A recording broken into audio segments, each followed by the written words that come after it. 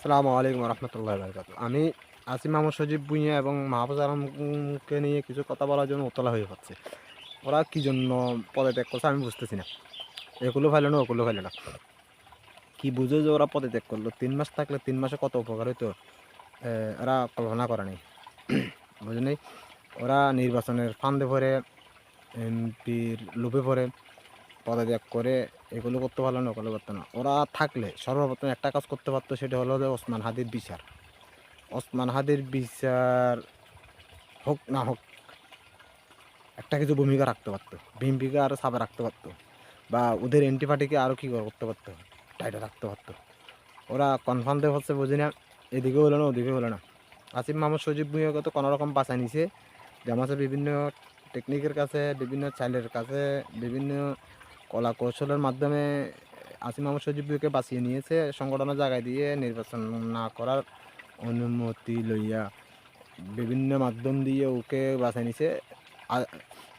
মাহফুজ আলমকে master mind যাকে উপরে দেওয়া হয়েছে ওকে বাজায় দেওয়া হয়েছে। ও কীভাবে গ্রোথ করে, ও কীভাবে আগায় আমি বুঝি না।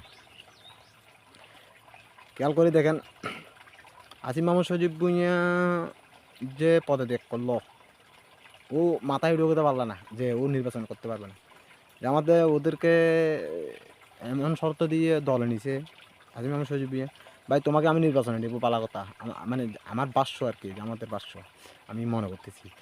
আমি তোমাকে নির্বাচনে নেবো, পালা কথা। তোমার ডিটেলস, লাইফ ডিটেলস কিন্তু ক্লিয়ার থাকতে হবে।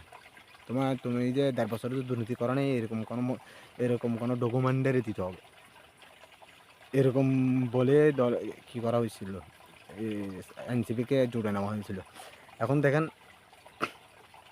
যে মাস্টার মাইন্ড মাহফুজ আলম জামাতকে মৌদুদিবাদী বলছিল, বা যে আরেকটা এনসিপিকে আরেকটা মৌদুদি দল চাইতেছে না, এরকম উস্কানি দিয়ে বলছিল। জামাত সবসময় এনসিপিকে ছোটো ভাই হিসেবে, সঙ্গী হিসেবে, রাজপথের প্রতিবেশী হিসেবে, মানে বন্ধু প্রতি দল হিসেবে যেভাবে আগলা রাখছিল, ওই ওই ভালোবাসার প্রতিদান দিয়েছিল মাহফুজ আলম।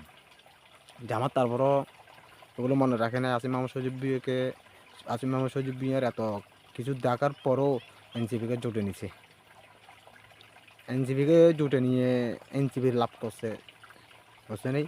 এনসিপিকে জুটে নিয়ে এনসিপি লাভ করছে। সামনে ওরা রাজপথে আন্দোলন করে নিজের দলকে গোছানোর সুযোগ করে। আরে ভাই, রাজনীতি করতেছো ভাই, মারকে ভয় পাই কী করবা? তুমি রাজনীতি করতেছো, তুমি মার খাইতে হবে, মার দিতে হবে।